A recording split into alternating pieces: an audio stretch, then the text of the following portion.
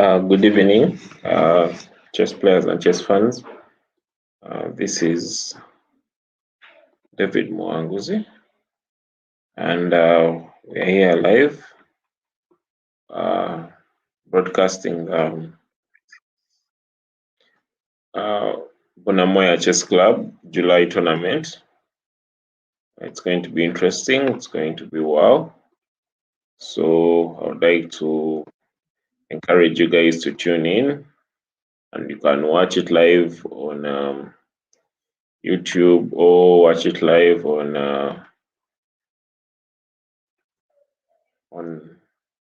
the chess and follow the games. What I can tell you is that these games are mostly for Ugandans in Uganda, but we also have a few friends from Kenya who sometimes participate. But this particular event is for registration.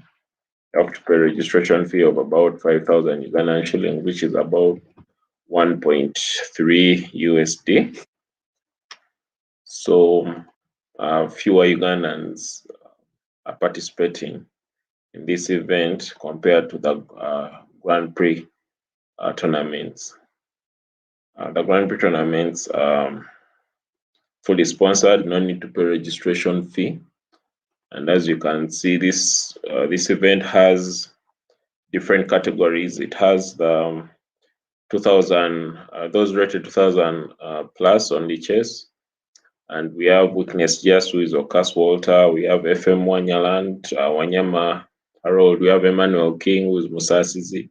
We have a friend from South Sudan, Joel Deng, 2005. He's rated 2318, as you can see. We have Naigad, who is interestingly a minor. He's barely 14 years old, but he's rated 2258. We have Attack 3000. We have I Want an iPhone, who is Kennedy Namwanza. We have My Crush, this is Solomon, and Basango with Basjo. So those are the 9 players here who are in this particular category.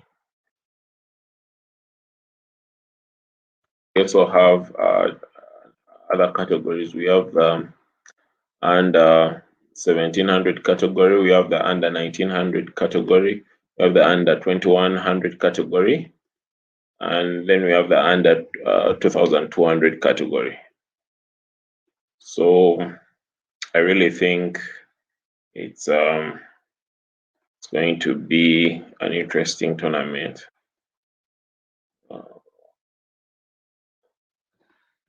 So the games are about to start in a few minutes.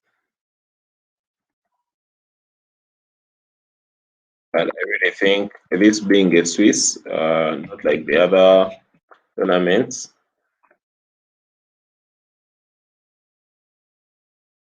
I really think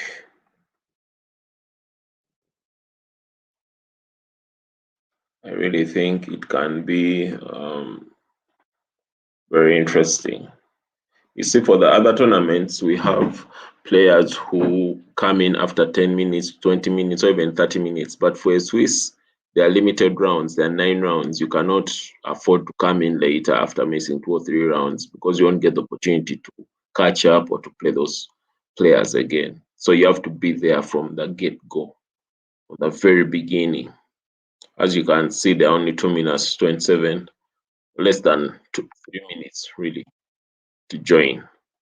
So I think it's going to be very, very interesting.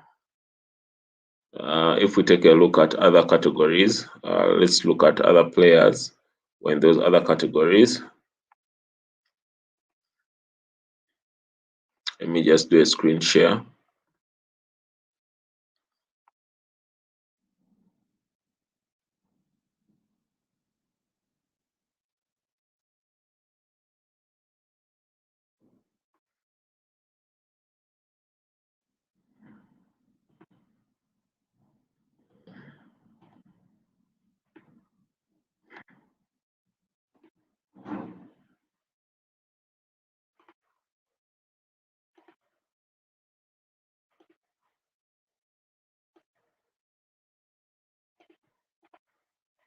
As you can see in this under 2,200 category, we have Katso, we have Busitema King, we have Nabwire, we have Mukthate, we have Cyrus the Virus, and Jalagatha.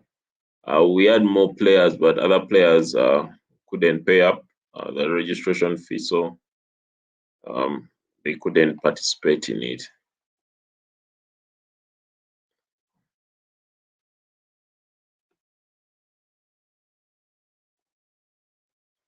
In the under 2,100 category, we have uh, 11 players. We have Ramage, who's also South Sudanese. We have Emogistic. We have One Lance. We have Kawiye Shark. We have Bone 256. We have Sweet Stick, who is Mary Ivan. We have Vinche. We have Cav, Beastly Knights. I Beat You Now, and Elena. Very interesting, Elena. Almost 20, less than 20 seconds. So I think let's go to the main category, because it promises to give more interesting games, more challenging games, more sharp games. So there we are. Here we are. Countdown 3, 2, 1. The games are going to start. So let's follow the top game here. It's Night Guard Weakness Just. And looks like Okas Walter is not online. Night Guard may just sweep this game, may just win by default. But as you can see, Night Guard is an impressive player, has 18 and a half against 30 and a half from Weakness. Just who's a very strong player. It's not easy to get all these points from such a person. Yeah. And when you look at Wanyama's game, Wanyama seems is online and he's playing a one-turn iPhone who's Ken Namwanza. And I think his internet is a bit intermittent. He is online, as you can see by this green light, but he's not making his move. And there we are. He has played the D4, probably is preparing on the London system. But no, he has gone for a very interesting line, F3. Very interesting line. I think he wants to get I want an iPhone off balance. So in a moment now, we are going to see I expected an E4 push. Only went E3. I think he wants to play a slow, solid game and slow squeeze and punish. I want an iPhone till he wants an Android phone. I want an iPhone may end up with an Android.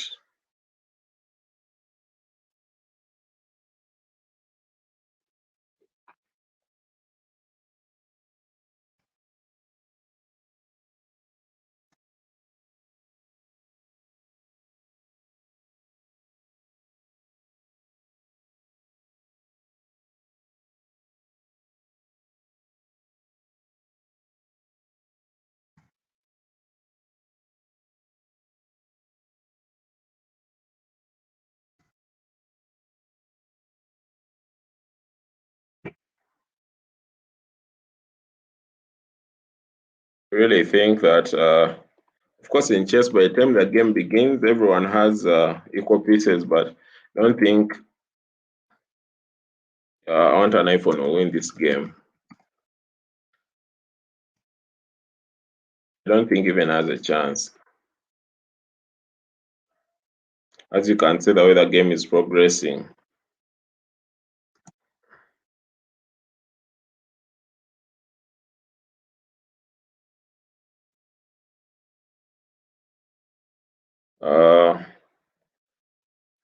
Interestingly, Harold has misplayed this a bit, and I want an iPhone is coming out for blood. He already still has all 8 pawns on the board, and Wanyama barely has 5 pawns. It's now 5 versus, it's really 5 versus 7 pawns. two knights and a bishop versus two bishops and a knight. Wanyama with a bishop pair and hoping to turn some magic, but with a bad pawn structure here, doubled pawns here. I want to see what really went wrong. I mean, Wanyama is supposed to sweep this game. It should have been a no-brainer. So you see just here, if5 was expected, but it never came through. And right there, that's where the blunder came in. Then a pawn was taken. So Harold, being an experienced player, being the national coach, is really hoping to swing this somehow. 1, 2, 3, 4, 5, 6 pawns versus 1, 2, 3, 4, 5 pawns. But these are double pawns, so they really have little effect. But this is a bad move. Knights are not meant to go on the wall. Anyway, he's attacking a pawn here and probably is hoping for something magical to happen. But it's a bad move. It's a wasted move. I don't think anything is going to come of it. In fact, he has given Harold an outpost for either the knight or the bishop, but the knight takes it. As you can see, things are going to become unfriendly for I want an iPhone. I think a bishop may end up here on the g5 square, putting pressure on the knight and putting pressure here. The open file will be taken by Harold. And I want an iPhone's time is running faster than Usain Bolt.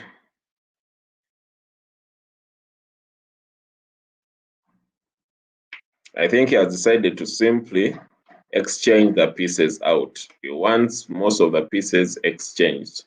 That could be a simple strategy, but Harold is not about to give him his bishop pair.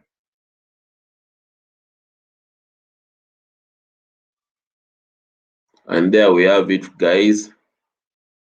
The open file is being controlled. The bishops are controlling the important diagonals.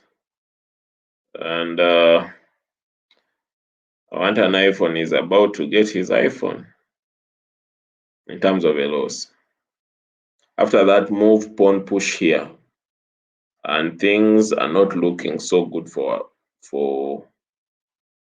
I want an iPhone. After he cannot capture this knight. If he captures it, the pawn push here puts him in problems, bitter problems. And with the bishop pair controlling all the important squares, I think I want an iPhone has just blundered. I think the time pressure and everything really is about to resign. He's about to resign any moment now. This is gone. Oh, that's painful. That is painful.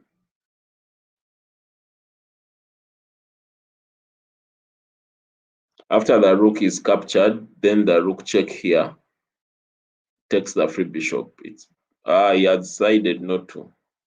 But with 9 seconds against 1 minute plus, I don't think he has any winning, drawing chances whatsoever. This is bad. This is bad for I want an iPhone. Mate threat in one. What can he do really? He resigns. So when we go back to the table, we see Anaigad with 1 point. He won against Okas, who didn't show up. Wanyama with 1 point. Dong Cheng with 1 point. And Mike Rush and Emmanuel King still playing on. So let's have a look at this game. Emmanuel King with the 36 seconds and with a bad position and fewer pawns. How did this game get here? There it is. There it is. I think Emmanuel King overpushed trying to exert himself and to win this, and he ended up giving up a very nice light squared bishop. This is not good at all. He gave up so many pieces, gave up the pawns, and you see he gave up so many pieces, so many pawns. 1, 2, 3, 4, 5 versus 1, 2, 3, 4, 5, 6. However, they are all on one side, so it's going to be difficult for him to convert, and the time is rushing. So what should he do? Maybe put the bishop here, put it here on to recycle it, then maybe find a way of moving. Um, this is difficult. Take a free pawn, come back. Just find a way of navigating the bishop, this bishop here, to fully protect, and then move the castle away. He has to move the castle away and look for the king side space. Simply has to put the bishop right here.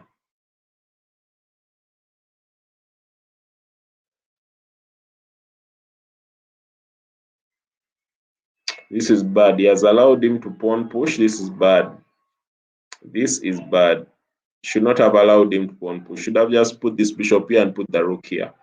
My crush is about to lose this game badly. This is bad.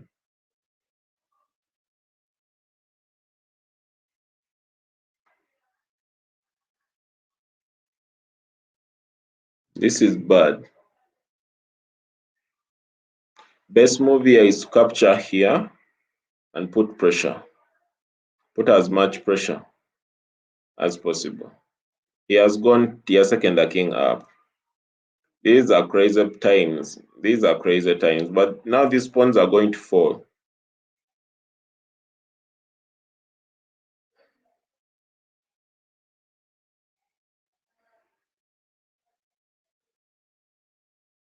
My crush is about to lose. But this is 3+2. He was hoping for some kind of magic, but there's no magic here. There's no magic here. A queen is on board. There's nothing fancy here. Mate. Mate, mate, mate. Wow. I think all the games are done with Nygaard leading for the first and probably the last time in this tournament. 10 seconds to go. Countdown 6, 5, 4, 3, 2, 1. Go.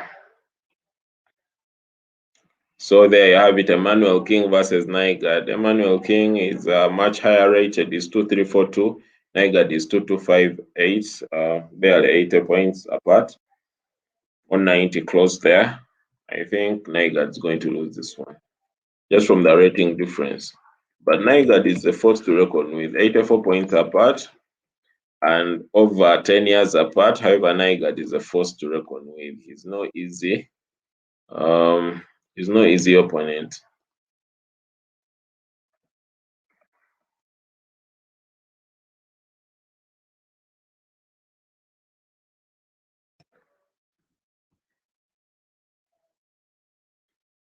As you can clearly see, it's going to be a very interesting game. Nygaard with the black pieces and always looking for advantage. He hasn't castled yet, but Emmanuel King already castled and is going to put pressure on the queen side.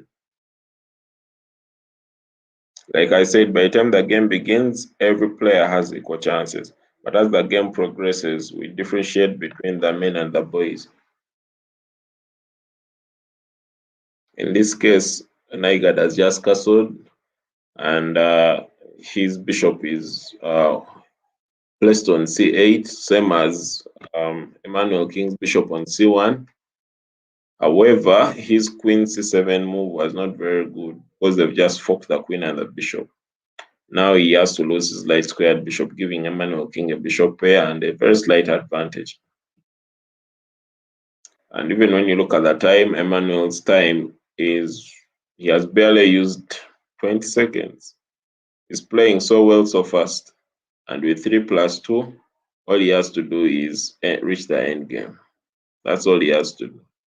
He's going to play patient. That h3 move was not necessarily strong, but I had actually expected bishop g5, putting pressure on the knight to create a double pawn and disorganize. However, as you can see, he's simply playing patient chess. He's playing patient chess and he's going to squeeze a win out of his game. At least I hope he does, or he knows how to. Sometimes players can begin their games well, but then end up playing rubbish. So what are the motives for Emmanuel King? Basically, Emmanuel King wants to bring this rook here or here, then bring this other rook into the game, then align the bishop and the queen for a checkmate here, or come with a knight and put pressure right there. What can Nygaard do? Nygaard has to get rid of this bishop.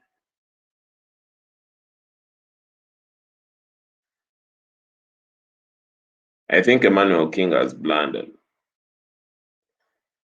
Why? All Nygaard has to do is protect this square. Why? He can move his king here and king up here, and then he's okay. All Nygaard has to do is protect this square. That's all. The question is how.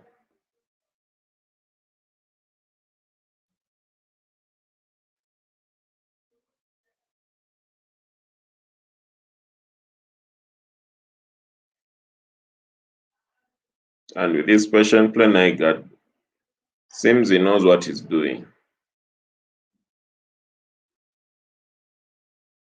After queen checking here, they capture this pawn. And then Nygaard brings his castle right here to protect the square again. Like I said, all he has to do is protect the square. Then, what?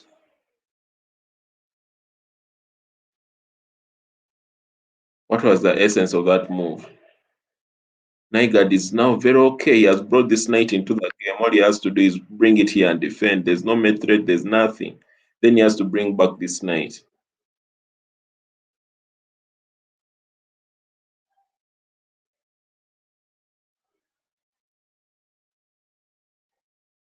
Nygaard is very fine.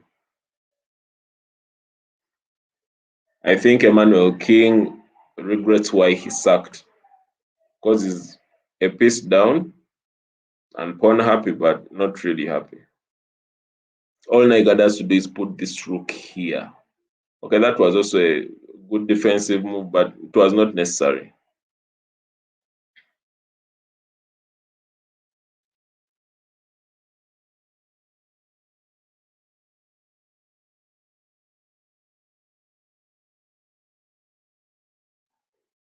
Nygaard is going to win this game interestingly. He has to capture with a knight to bring this other knight into the game. But capturing with a pawn also is not bad to keep the pawns together. Next move is knight sit here. This is the next move. Or bishop sit here.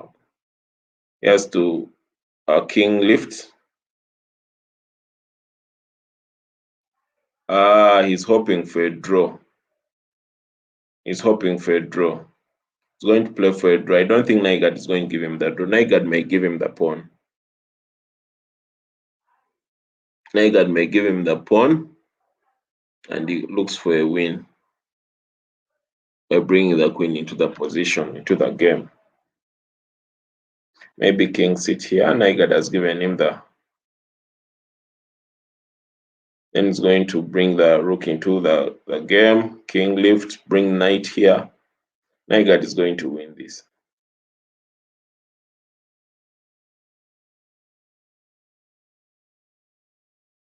King lift.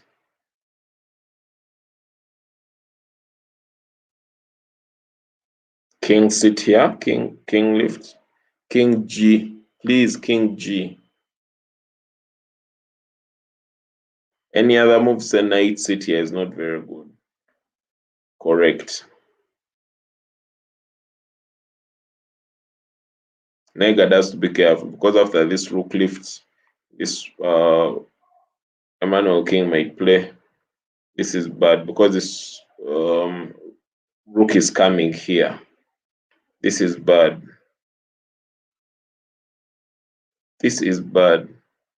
Nygaard should not have played. They should have put his king right here, so that when this rook comes here, he puts the queen here, threatening him, at the same time protecting. This is bad. I think Emmanuel King has gotten his piece back. The rook lift was the bad move. He should not have. But he's still 2 pieces up, so he can wiggle out of this. This is difficult. This is difficult. Mates, this is very, very difficult and unfortunate. Nygaard could have done better. He should have done better. With two pieces up, and you end up being checkmated. It's disappointing. But sometimes chess is disappointing. Sometimes chess is this hurtful. We have one more game still going on, but let's have a look at what Wanyama did in his previous game. And the game is already analyzed. Looks like his opponent was not too happy. As you can see, Wanyama with black pieces against Dong Cheng. He played a c3, d5, e6 system. And Wanyama captured the free pawn and he's going with it. He captured the free pawn, and I think he knows how this system is played. Wanyama knows how to eat the free pawns and hang on to them. This game, as you can see, it was just a blunder here. The Dong Yang played too fast and they captured the free queen. Hard luck next time. So we have one game still ongoing between I Want an iPhone and a Crash. These are like two peas in a pod. They are frenemies, if I may say so. They are friends, and when they're on board, they are no longer friends, they're enemies. This game, as you can see, D4 has reigned in most of these games. I Crash with the black pieces, hoping to wing some magic and destabilize I Want an iPhone. As you can see, the pawns were falling like dominoes. And as you can see, I Want an iPhone was taken aback with barely any time. This is a very interesting game. With increment, you cannot expect to win on time. I think my crush just wants him to resign. He's asking him to resign, but I Want an iPhone wants to play on. Ken should just resign, honestly. Even people are saying Ken should just resign. Please. They're delaying everyone from the next round. It's embarrassing. You cannot be a queen and two rooks down and you don't want to resign for what?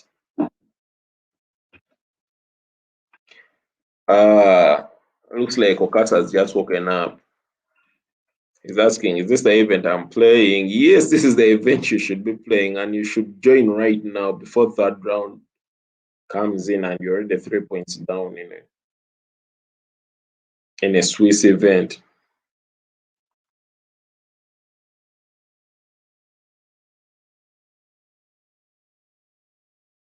So as we go back, the next round is on, and it's Emmanuel King in pole position, playing Wanyaland in second position. And before I say anything, I just want to say that Wanyama is one of the very few chess players in Uganda who really fund chess events, and he has sponsored many matches, and he's going to sponsor my match against Emmanuel King next weekend.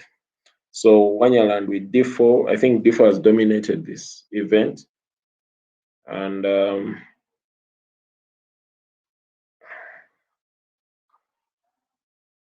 Emmanuel King wants to upset the national coach. Wanyama being a national coach, well, it's his duty to groom talent, and I think participating in this event is one of grooming talent. Emmanuel King is being very careful. Did not go for the bishop b5 line or go for the c5 line. Well, he's holding on to his cards. Maybe, maybe not. Maybe I will, maybe I won't. Wanyama has not developed the king side at all. Knight, bishop, rook, all in starting position. But same with Emmanuel King, king, rook, knight, everything in starting position. That move is a blunder, but maybe Wanyaland was not ready to punish right now. So Emmanuel King is simply going for exchanges and hoping by some miracle to wipe out all the pieces. Unknown to him is that Wanyama is developing his pieces and is going to wipe Emmanuel King's pieces off the face of the board. Wanted to say face of the earth, only that this is chess. So Wanyaland has developed the king side fully, but has failed to castle.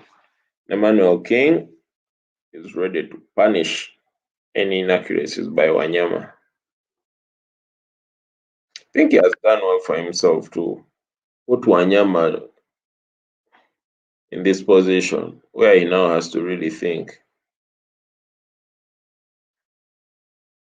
And he donates a free queen. Donates a free queen right here, right now. Wanyama has taken it, and it's game over. And it's game over. It is disappointing, yes, very, very disappointing. Let's look at Dong Jeng. Dong Jeng is facing Naigad. Well, Naigad is doing what he thinks is best in this position, but his pawns are being eaten like the proverbial chicken. They're being wiped off the face of the board.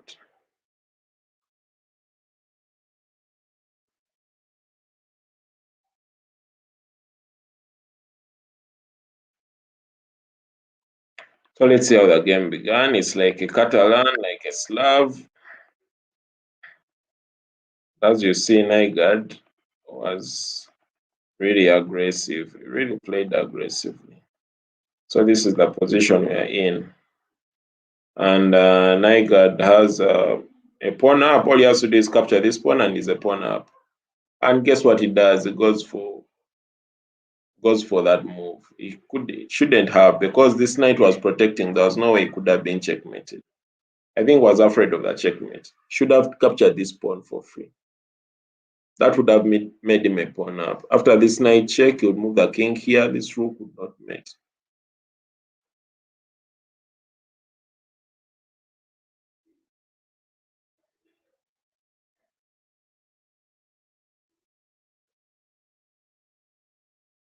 So Ajit is a pawn down, Naigad is a pawn down,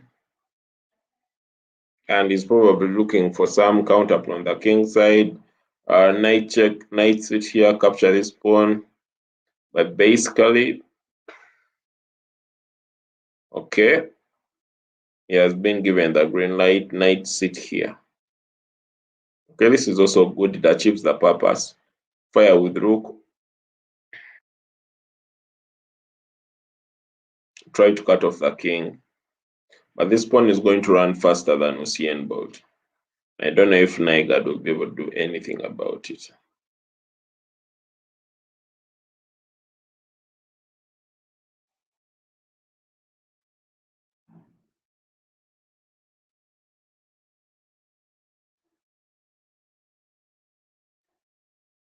Naigad is short of plans. He's really short of plans in this position. Knight check here is actually giving Dongjeng transport, as we usually say in Uganda. He's giving him transport. He's encouraging him to go to the squares. He shouldn't be encouraging him to go to. Better was rook check here, try to cut him off. Because this pawn is running. Check here, take the pawn, and then you have to sacrifice this rook or a knight for this pawn and try to take your own pass pawn in the process. No, he's using two moves to capture the pawn. Yet he could have just checked and taken the pawn in one sweeping move. It's important that we teach our Ugandan chess players combinations, because he has now wasted time, he has wasted tempo, and the pawn which would have been here is now here. That means he has wasted time in capturing. That time would have been better used to further his agenda. And there it is, guys. He hasn't moved the pawn, his pawn's a single square. But the question is, why is he checking? Because he's giving Dongjeng the opportunity to bring his king into the game. He should have just pawn pushed here, because this would have been the farthest pawn to catch. Dongjeng is having a blast, honestly.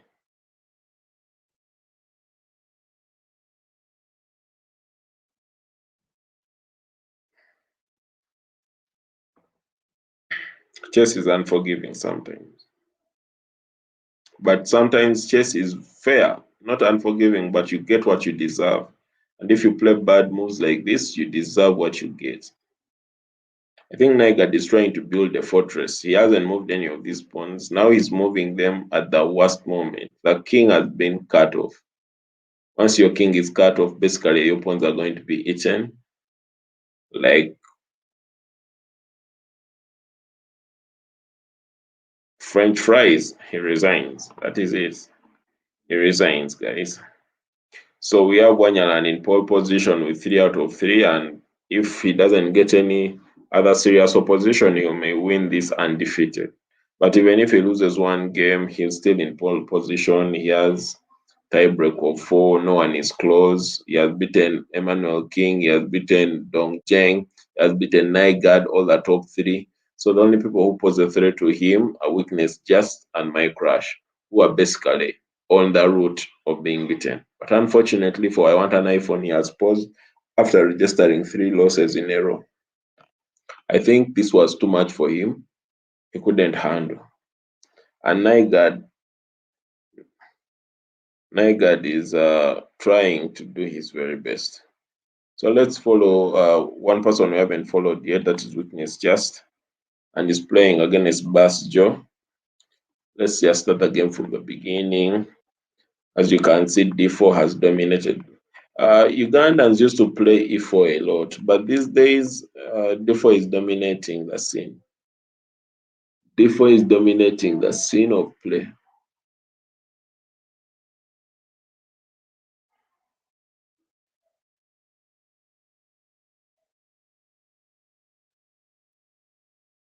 Basjo is playing very aggressively. This move is very, very aggressive.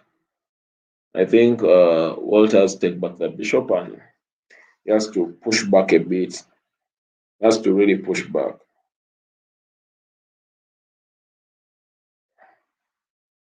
So it's knight bishop, knight bishop. Both of them have barely used 5 minutes combined on their clock. Basjo has all the space. Weakness Just is holding on, but his bishop is controlling some important squares while Basjo's bishop is controlling the most important diagonal, white die square diagonal on the board, which is from A8 to H1. So Basjo has a weakness on D5. It's an isolated pawn. So it's going to be attacked with everything. Rook pile here. That was a bad move. Should have just queen lifted. Queen lift and then pile the rook behind. Unfortunately, you will not have time to do all that because after this pawn push, the queen was falling. But even this does the job. Pin the bishop, the knight, fire it, then fire this pawn. You get a pawn advantage. Your pawn up. He has to capture with a queen. I thought he would capture with a queen. It would have been better.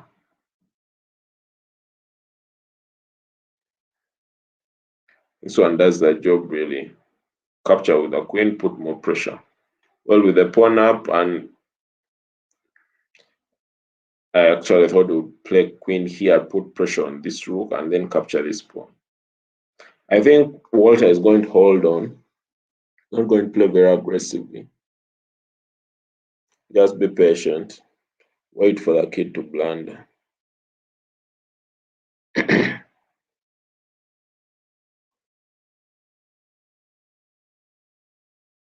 This is an interesting square. E7. Basjo can think of placing his rook here and capture one of the pawns, or just weaken this pawn chain here because the bishop is pointing at it. Well, Okas is not going to be taken down easily. Basjo is planning to place his rook right here. That seals it. The queen comes right here and demands the exchange.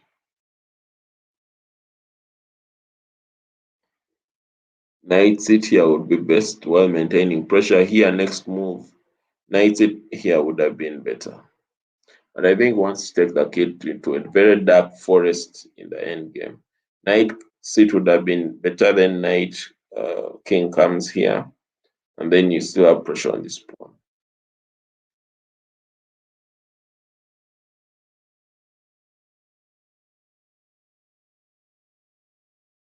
Walter intends on placing the knight here, but he has other options. He can drive it here and then here.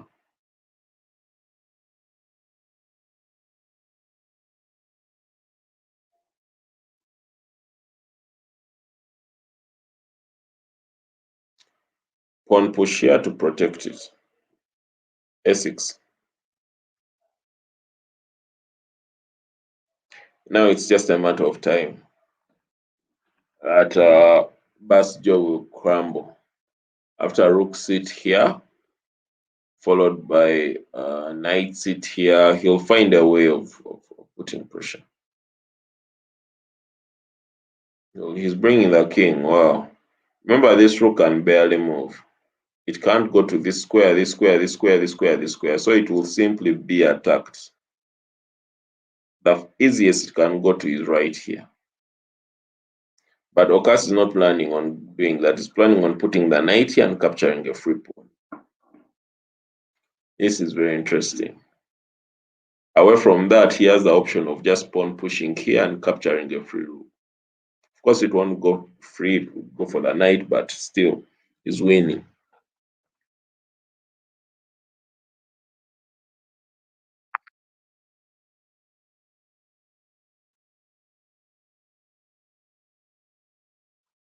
He can take his time.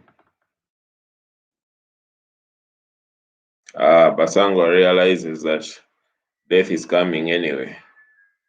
So he decides to die now.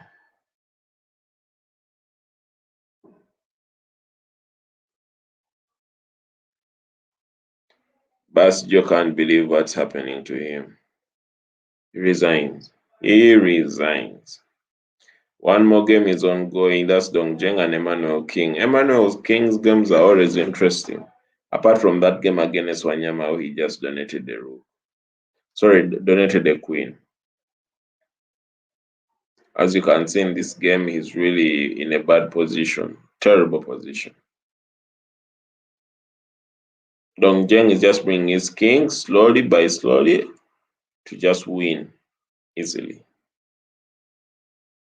Any other check and he captures the free pawn. And then he goes back. It's really unfortunate that it had to get to this.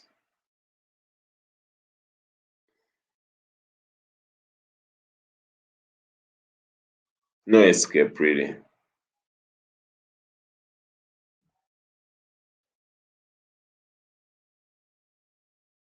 This is bad. Ugandan chess players should learn to resign when the going gets tough. Resigning is part of that game. After that move,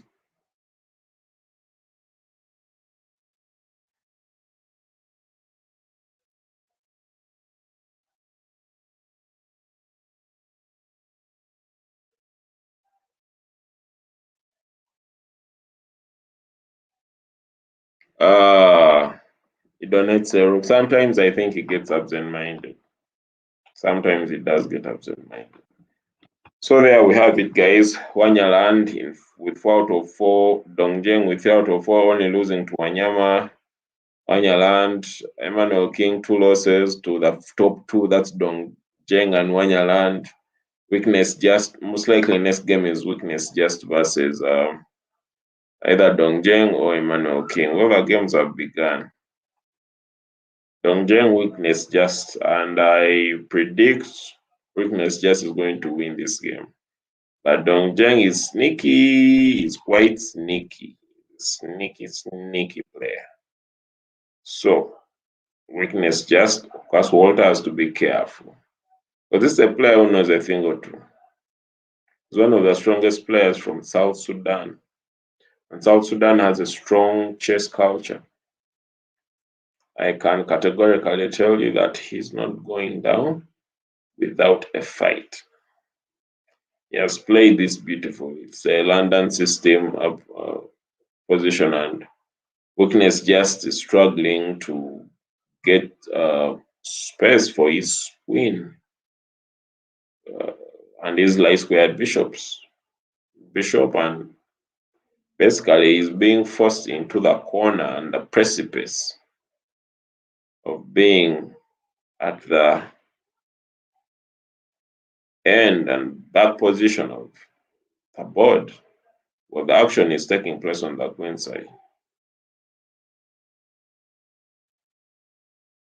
I think in this position,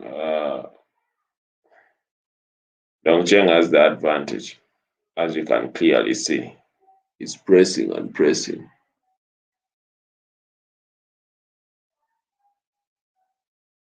Gas is not in Uganda. We say Talimele is not for jokes. He's playing very interesting chess, very aggressive chess, and he's not going to give an inch of space. As you can see, he has attacked all the vital squares. Expect maybe queen b8 or queen b6. He had decided to sacrifice the pawn. Well, this is interesting. That pawn on a7 is not for free. It may look like it's for free, but it's not for free. Not by an inch. If I was Deng right now, I would first capture this pawn. But with this, he has allowed him to capture first and then sack on a g2, thereby exposing.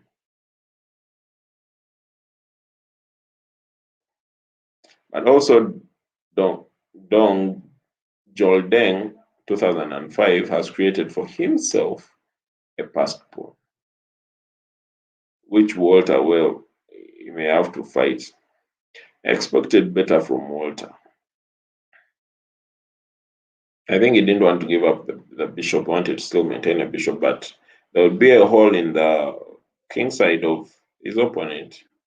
Why he chose this route of play, I don't know. However, we are about to find out.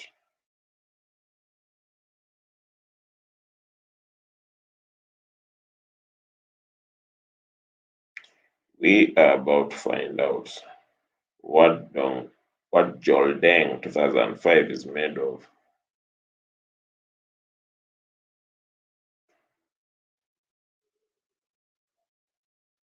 Well, Okas has put him where he wants him. After the bishop capture, if Joldeng captures with the bishop, then the bishop sits here on f.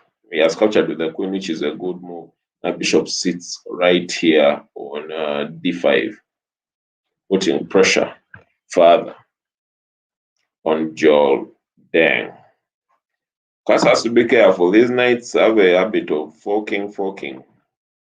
Has to be careful. Alternatively, Walter can put his knight right here from c to e4, intending to fork right here on d5.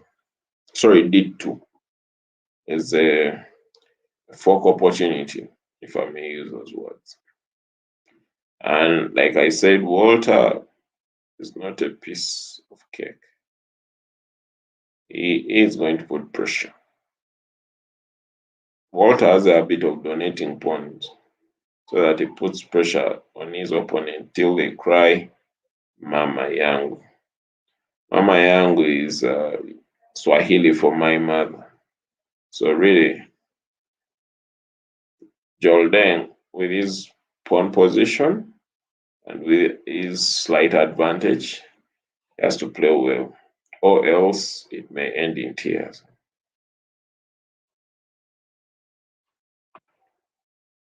Well, Joldeng looks like he has an all-seeing eye too.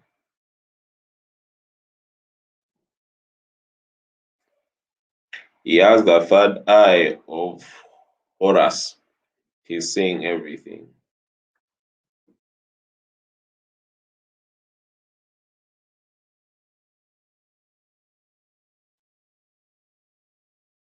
And as you can see, Walter is not about to give him happiness of any sort.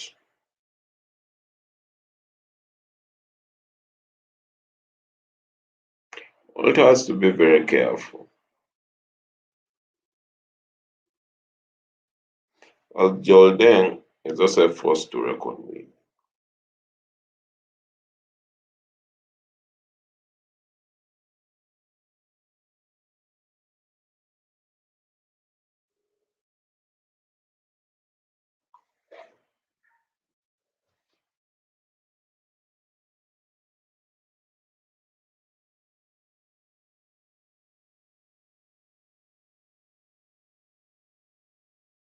If you were Walter, what would you do in this position? I would have captured the knight first.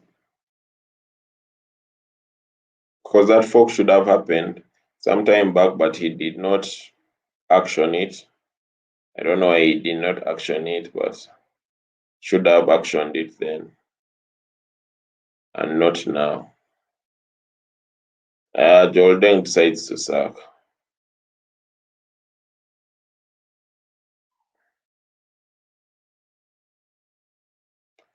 Jordan is going to have a mouth-watering game, as you can see. If I was Walter has sacked, and Jordan now has to fight for his life.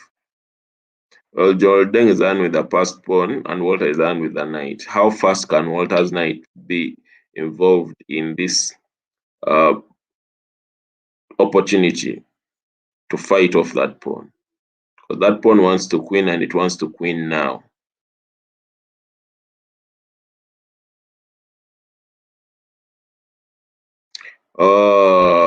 Jordan gives away that pawn. He had to simply rearrange his pieces. Walter has now captured that pawn for free.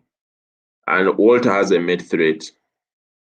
Jordan resigns because if he captures the rook check, they capture the rook and he loses the game. It's just a matter of time. With the knight up, Jordan resigns. Weakness, just as you can see, has three out of it could be three out of three because the first two he didn't play them anyway. But weakness just is in second place. The next game most likely is playing against Wanyala. Jordan has been relegated to third place, but he's the only one with three as 3 out of 5 as weakness. Just Emmanuel King is still playing.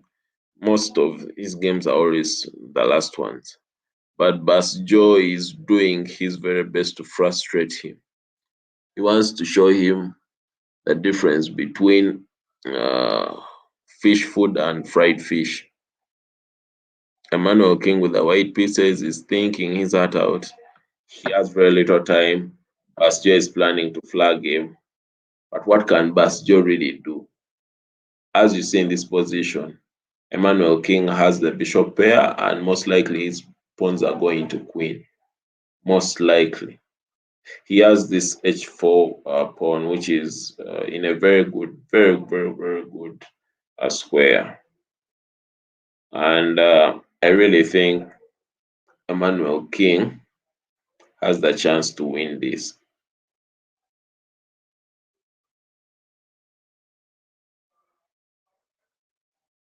Basjo is about to blunder. It just appears like Basjo is about to blunder. He's about to make some stupid move. Because Emmanuel King has bishop d5 or right there, bishop h6 is going to queen, whatever he does. So why Basjo did not capture this pawn in this position, it was because of that check. He had hoped that he would capture, but there was an en passant. So he had to move the king. And that's how he ends up in this position he's in right now. It's a matter of time, really. With increment, you cannot win someone on time who clearly has a queen and two bishops. Basjo should respect us and respect himself.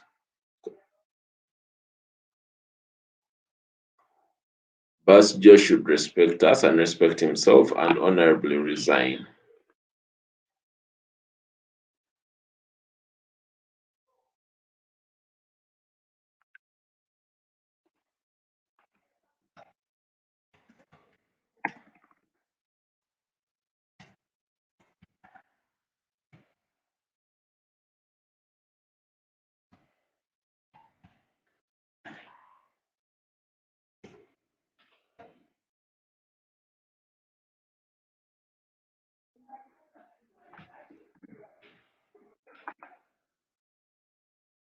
So guys, here we are.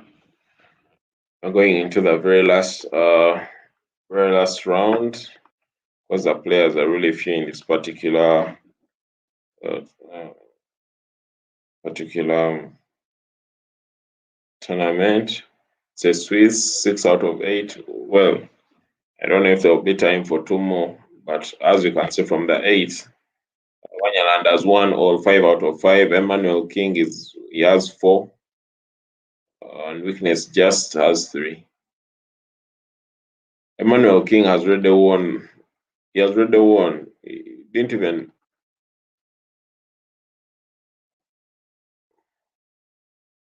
This particular game, he got a bye. As you can see, he got a bye. So he already has 4 points. And see if there are any other players who have got a bye. Walter hasn't yet gotten a bye. Joel Deng has not yet got a bye. Nygaard got a bye, so he has 2 points. This is disappointing from Nygaard. We hope he will do much better. But he has gotten Basjo, who's having us only 1 point. And maybe he'll win Basjo and also add to his points. But Basjo, well, he has had, I think, the roughest outing. He lost the first game, he was absent for the second one, and his only point is against I Want an iPhone, who has also gotten out. But all the other games, he has just registered losses.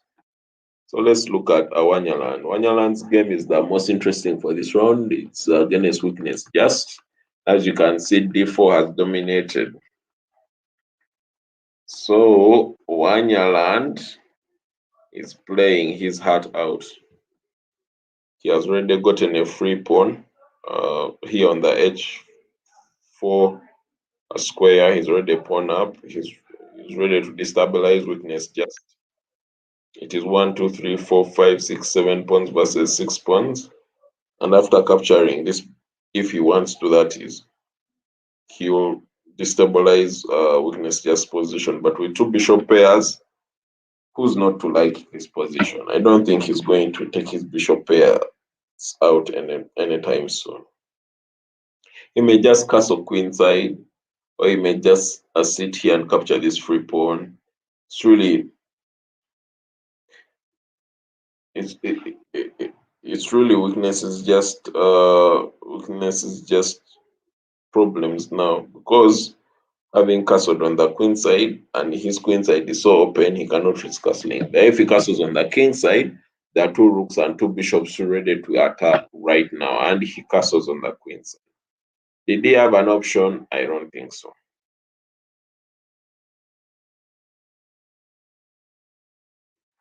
Sometimes you have a bad move which is slightly better than the worst move. Sometimes you don't have a choice.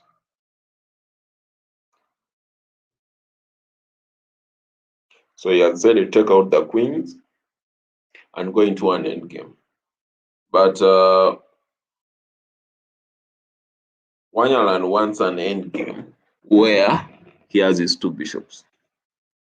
Yep, he wants an endgame where he has his 2 bishops. This is bad. This is bad for Weakness Just. They're piling. Any moment now, Weakness Just is about to resign. They have piled, as you can see. No one can save him, no one can help him. Weakness Just has just demonstrated his name. Weakness Just. And it's bad. He's already pawned down and he's losing the second pawn, which is on c5. It is bad. Well, Wanyalan, being the national coach, has really dominated this. He has really shown the mettle. He has shown the strength. He has really. This position, I actually expected Wanyalan play bishop h3, and if capture, checkmate. But he's instead protecting pawns. Yet he has bishop h3. If weakness just pushes this pawn right here, it takes out the bishop. All right, now weakness just has improved the position a bit, but it's still lost really. It's a matter of time. And this tournament has 3+2, so you cannot flag, you cannot beat someone on time. Well, you can if a person is extremely slow, but these are fast players, these are experienced players. And Wanyama sucks, right? And he cannot capture that pawn. If he dares capture that pawn, the rook check here, he moves up, then bishop check here, and it's a mate.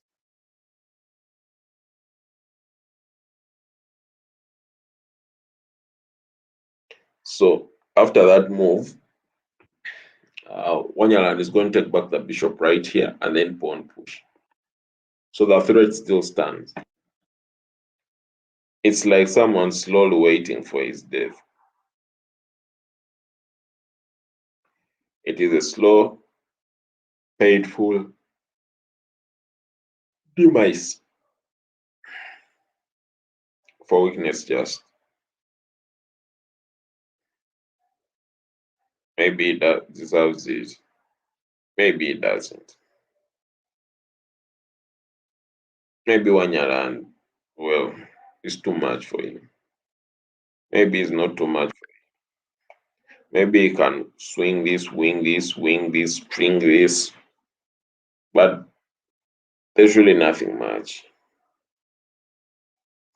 Wanyaland is a force to reckon with, and as you can see, he's doing his very best. Weakness just doing also his best to undermine his position, undermine his pawns, look for counterplay here and there. Is it enough? Too little, too late?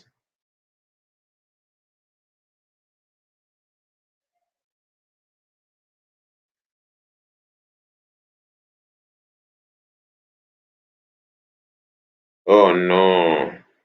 Oh no. Weakness just loses on time. Yes, if you're not too weak, but you're being overwhelmed by your opponent, yes, you can lose on time. When your opponent is Wanyaland and is playing very strong moves. 7 seconds to the next round, as you can see.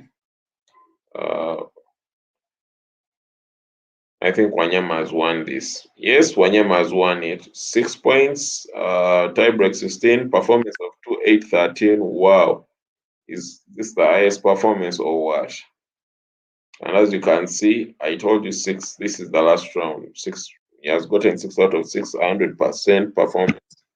Dong Joldeng with 4 out of 6 has also performed impressively. Emmanuel King with 4 out of 6 has also managed to win his last game. So there it is. His last game was a bye, while Joldeng's last game was against my crash. You can take a look at it. Joldeng's last game against my crash. As you can see, my crash was crushed by Joldeng. D4 dominated this.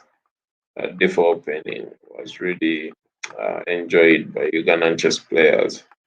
Plus, of course, our friends from South Sudan, Jordan, and others. As you can see, this game was very animated. Very animated. Jordan captures a free piece and intends to run away with a queen, with a free knight. Well, Jordan played really well. This position, um, Jordan was really playing his best and trying to turn the tables. However, nothing could stop Jordan. As you can see, Jordan simply crushed my crash. So there you have it, guys.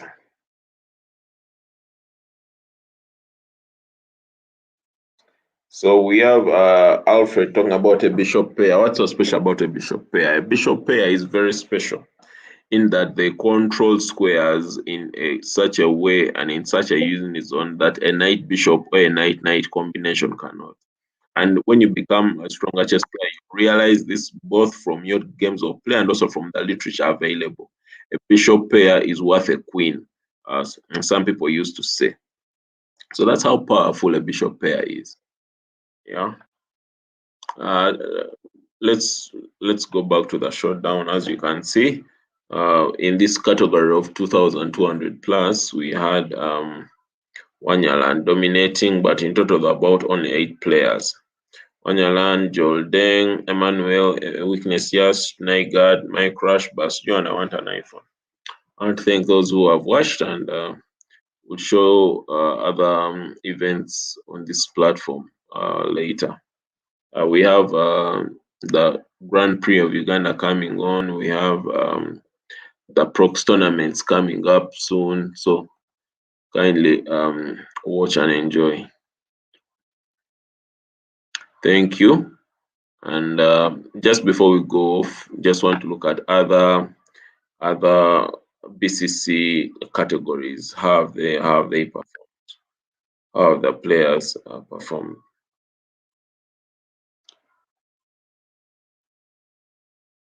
So in the under 2,200 category, games are still ongoing. But as you can see, now Wire is leading with 6 points, and most likely it's also going to be the last round. Busitama is still playing. Cyrus the Virus is still playing, but Busitama has 4.5. Jalagatha is still playing with 3.5, so he may end up with 4.5. Mook 30 with 3.5. So these are the players, as you can see. Let's look at Busitama King. Busitama King is in second place against Katsoi, 7th place. Busitama King with the white pieces. But this game looks drawn. This game really looks drawn. And I don't know how any one of these players is still playing on hoping to miraculously win this. But this game is drawn. So Busitama wants a win, which he's not going to get.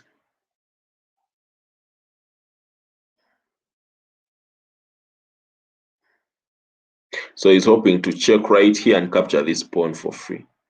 Actually, yes, Busitama King may miraculously get a win.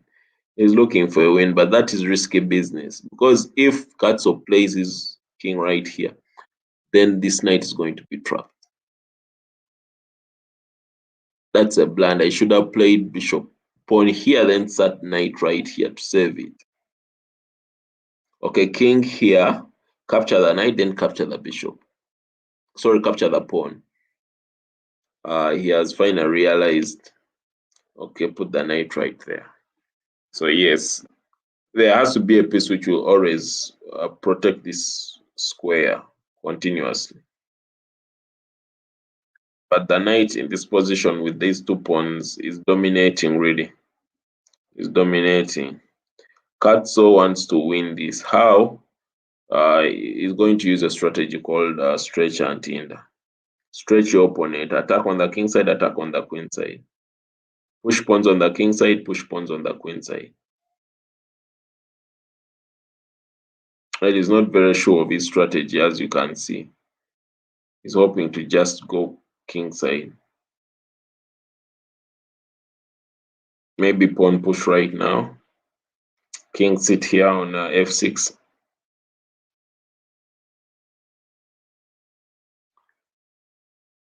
Katso. Busitama King has to now push, has to play aggressively. Shouldn't have given that pawn away so easily, but well, he's holding on to his cards.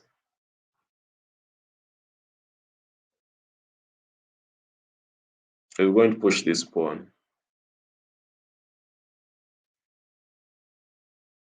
He's going to queen. This game, he should have taken the bishop, capture that pawn at least, and slowed down. his opponent's progress, because right now we are looking at two queens coming on board and putting pressure continuously. Bishop king, yeah, a check right there would put pressure nicely, and then a queen, because now the king is in front of the pawn really.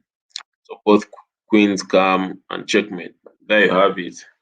Setama king has ended up in second place with 5.5.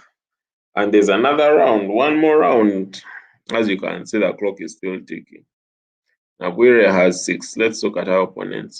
She got a bye in the last round, lost to Jalagatha. However, she did the dirty on Busitema King, Cyrus the Virus, Smoke Katsu. And as you can see, she won with 6 points, half a point from her closest opponent. Busitema King 8.5, Jalagatha 4.5, came from down to finally win it. And unfortunately, Katsu is only 1.5, and that 1 point came as a buy.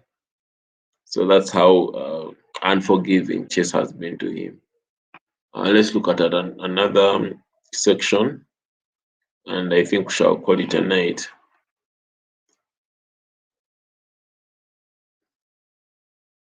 So we have Senono Technologies on the stream. You're welcome. Thank you. Thank you for commenting. So let's look at the under 2100 category. And there are 4 games still ongoing.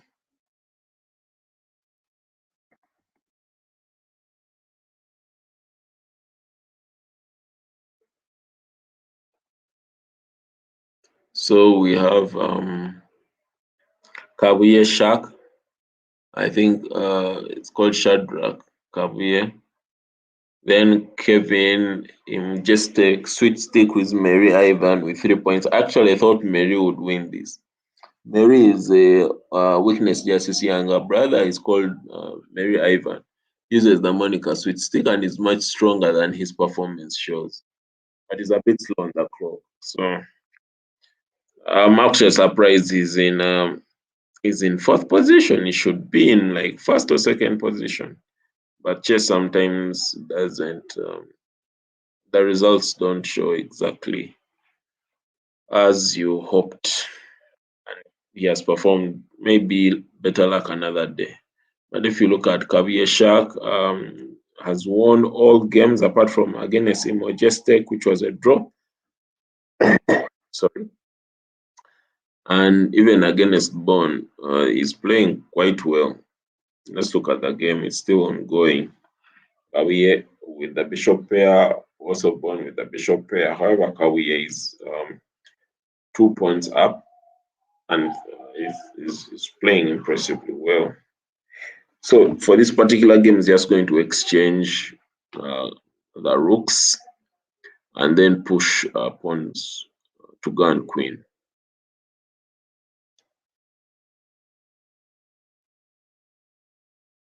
So that is a very nice move, d5, to cut off the dark squared bishop of white, and then try to use the rest of your pieces to try to promote. I'm looking at same queen d5, then pawn push e5, try to get an advantage there, or then maybe an h6 somewhere, just to make sure that no checkmate happens. Pawn push here would be actually nice. E5, not particularly that one, but this also does the job. But it opens up for the bishop, which was really not active, and it now is active. E5 was good because of the pressure on the. Oh no! Oh no! Pawn 256 doesn't know what's going to happen to him. Whatever is happening to him is not pretty.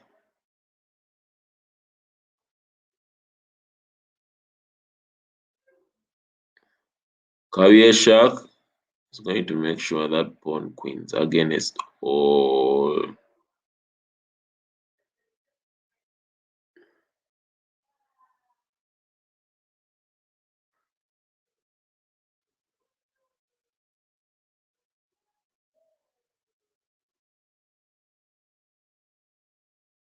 So here, best move is say Queen D6. However, I knew slightly weaker players always play slightly weaker moves like that. Now they're threatening a checkmate. D6 would have, sorry, Queen D3, not D6, would have solved that problem. But this also works. Then pawn push is is what you expect from such a player. But better was developing the rook.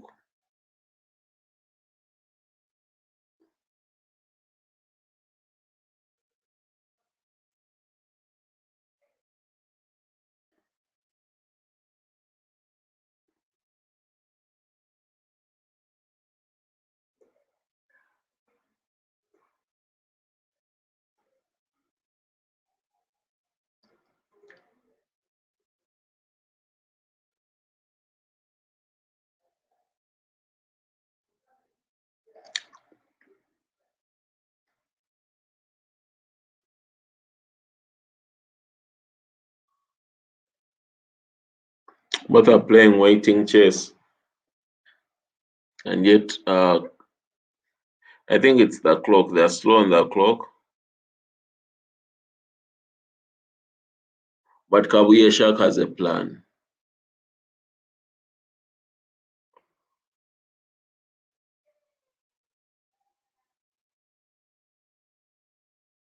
Oh no, he played too hastily. Should have captured this pawn first. But this game is now looking drawish. Kabuye Shark is a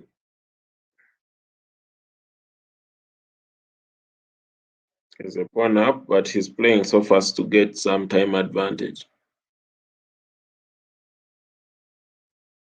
The game may end in a draw if they're not careful. He has to push a pawn somewhere to reset.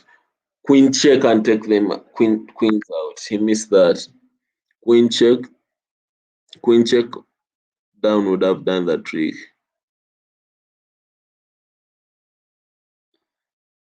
And if he's not careful, he may enter into a mate, a self-mate.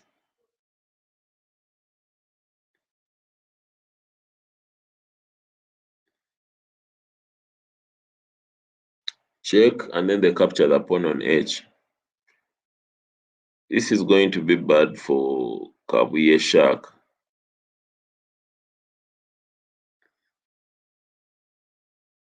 Oh no, these boys sometimes.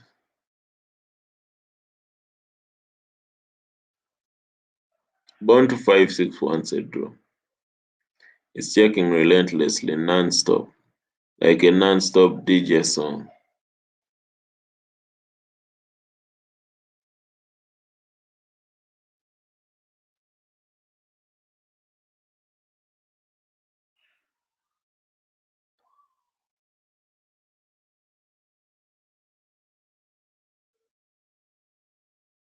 But Kabuye is promoting, is moving slowly but surely and moving forward.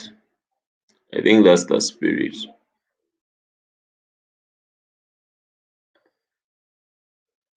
Slowly but surely.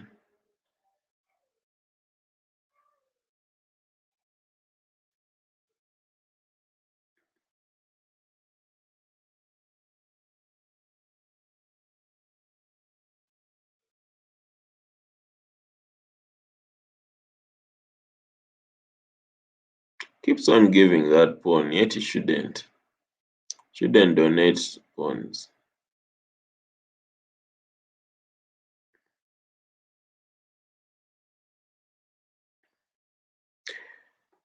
Well, neither the recipient of the donation is taking it.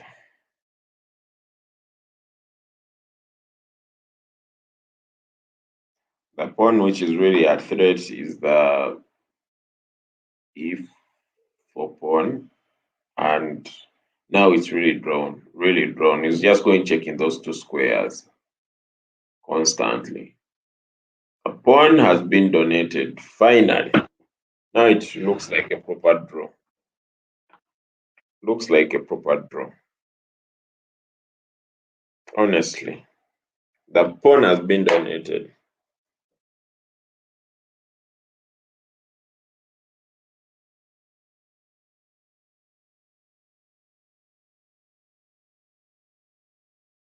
These some of these players need the services of the national coach because the way they're playing, how do you move from a winning position to a drawish position? And there's a likelihood that he may make a blunder and even ends up in a lost position.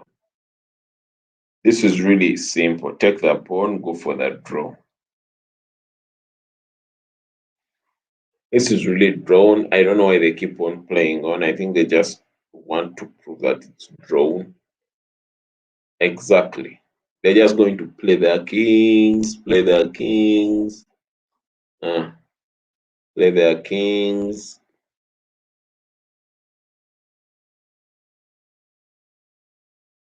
Ugandans are funny like this.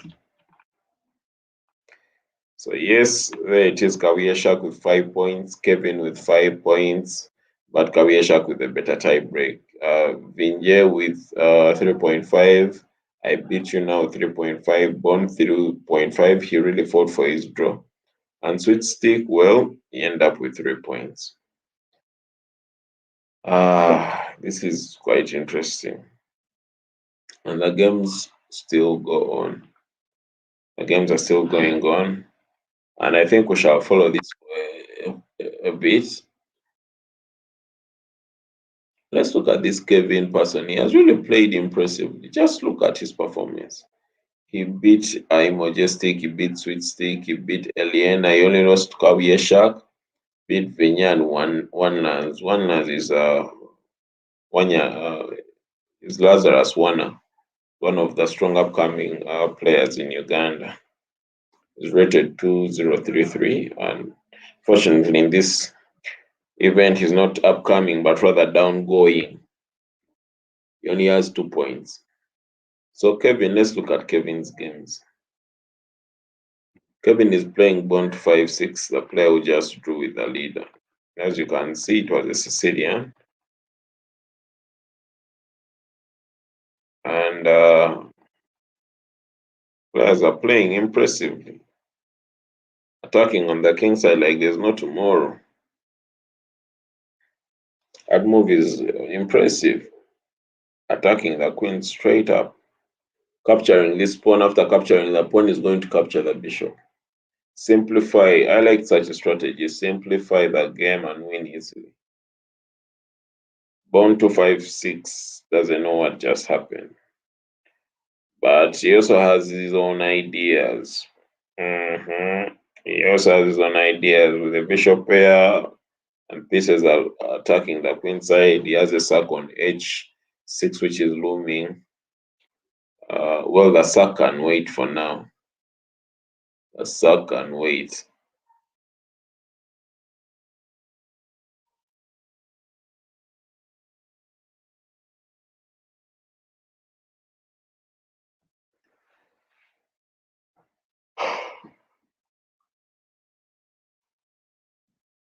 That move wasn't so good because Kevin can just capture the c2 pawn and go for a queen exchange. With fewer pieces on the board and pawns down, how is Bond 5-6 going to win this? Or even get a draw? If it doesn't exchange the queen, the rook is being threatened to be captured. Alternatively, you can simply take away the rook to g3 and still maintain some sort of a threat, the sack on h6. But Bond 5-6 will just take out the queen, move the king to move the king to h6, h7 or h8. That's it. But that's not what happened.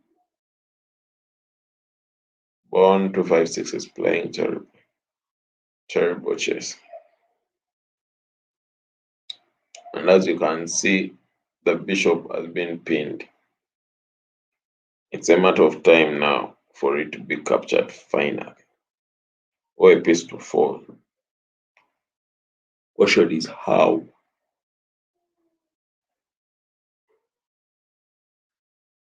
And there goes the how.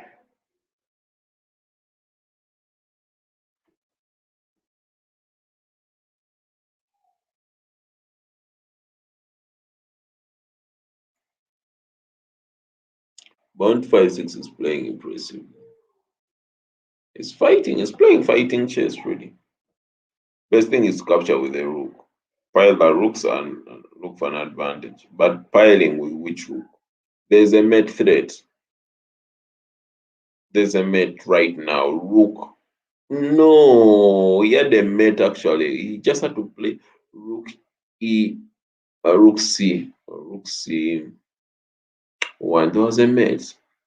It was a clear mate, as clear as there is knight. Why? This knight was capturing the f2 square, so there was no way his opponent could have escaped. No. Well, he's still going to win since he has 4 pawns versus 2, but it's now going to be a little bit hard.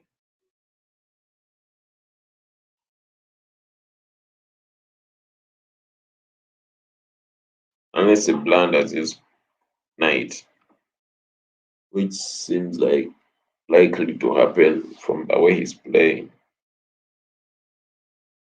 And I think Kevin is a better player than than what he's demonstrating right now. I think he can do better. He knows better.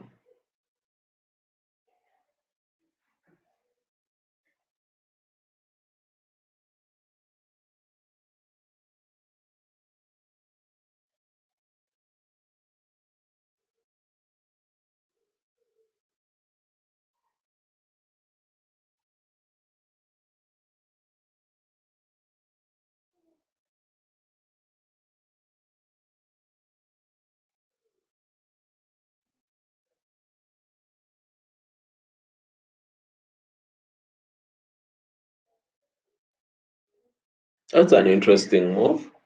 He's preparing for f5 and pushing the king back.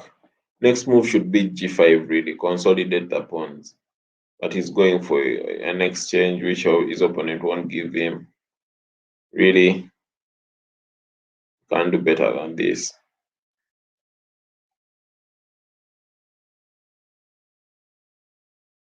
Well, he's taking his king and doing his level best to promote his pawns, but g5 is screaming out. G5 is screaming to be pushed. Screaming to be pushed. Well, finally it was pushed. And he's going to win this one easily. Pawn to 5 6. This is not good for you. It's really a matter of time. Pawn to 5 6. Bon. Well, it reminds me of the French Revolution and the Bourbon monarchy.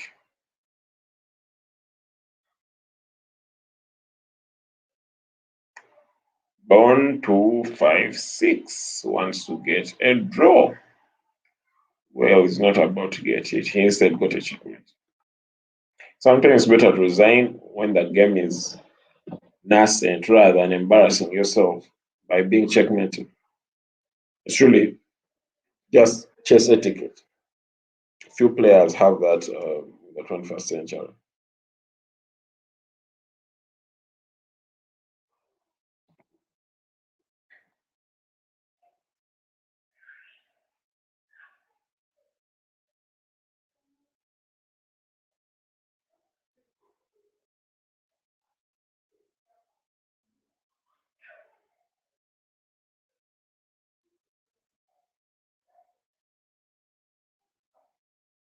Well, Javier Shark is playing um, with I beat you now. However, he's low on time, but he has a better position. He actually could capture the free pawn on C, but chose not to. Oh no, he had a queen check, queen g5, and then capture all these pawns which are putting threats on his on his king side. But he chose to rather develop his pieces. I don't know where to, but he's giving his opponent time to reorganize. You see, even the pawn has been defended now. This is bad. This is bad. You can actually do much better than this.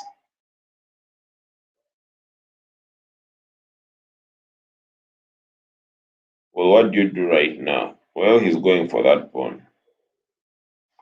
The f3 pawn. His opponent is not about to give it to him easily.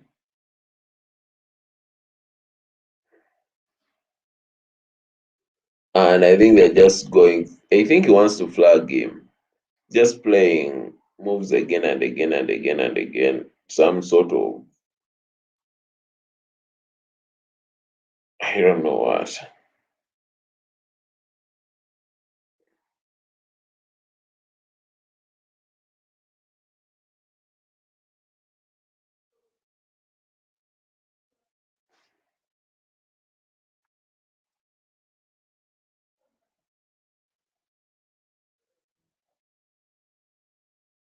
Kavier Shark has no ideas in this. But then I bet you gives a free knight. A free knight. His opponent doesn't see it. Then gives a free queen and his opponent doesn't see it also. This is embarrassing. Oh my god. I bet you he's going to win this game. Not because he's smarter, but because his opponent is shabbier. And this is very, very interesting. All of them are playing on time and playing stupid moves.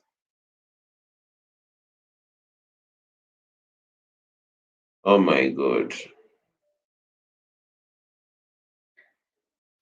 I bet you, I think, needs assistance of some sort. Divine assistance, maybe.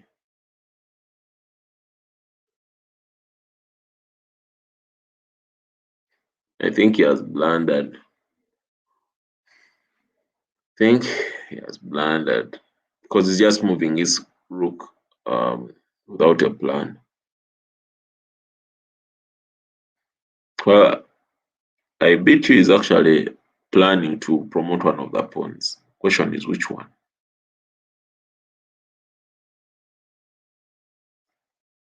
The promotion plans are full course now, and he's keeping Kawishak on his back foot.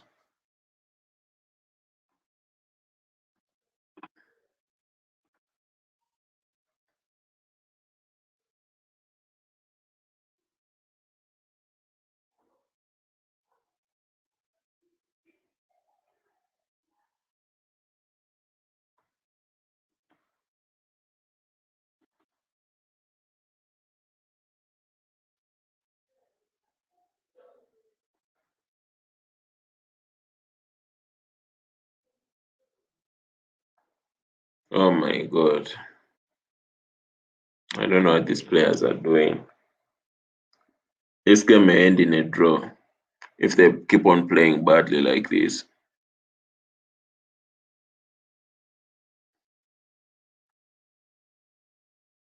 Well, he has cut off his king.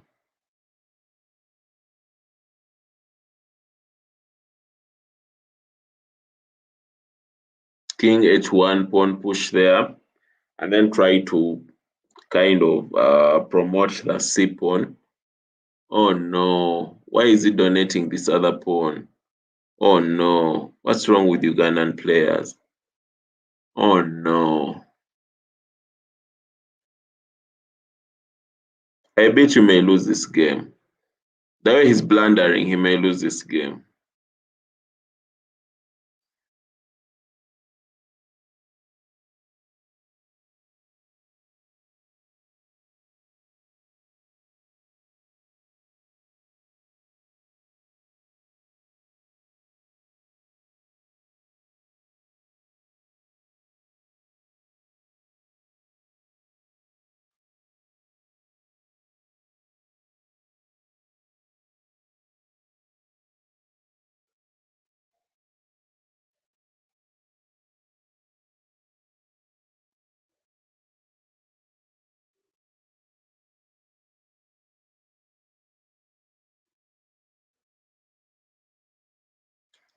Kawieszak should just resign. Honest, Ugandan chess players, someone has a rook up. these people know how to checkmate. Just have the courtesy to resign.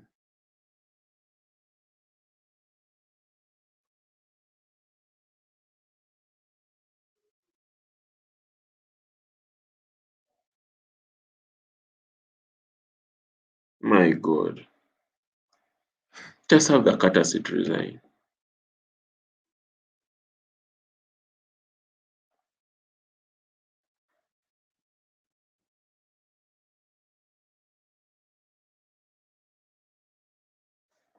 And they're playing on up to the very last second. Well, let's just wait for the results to reflect. But Kevin has won it with 6 points. Kevin has won it with 6 points. I bet you now has made sure of that by beating Kabuye Shark. He meant his name, I beat you, and he has beaten him. He has beaten him. Well, Kevin wins. In second place is Kabuye Shark with 5 points and Vinya with 4.5. So thank you guys for watching, and good night.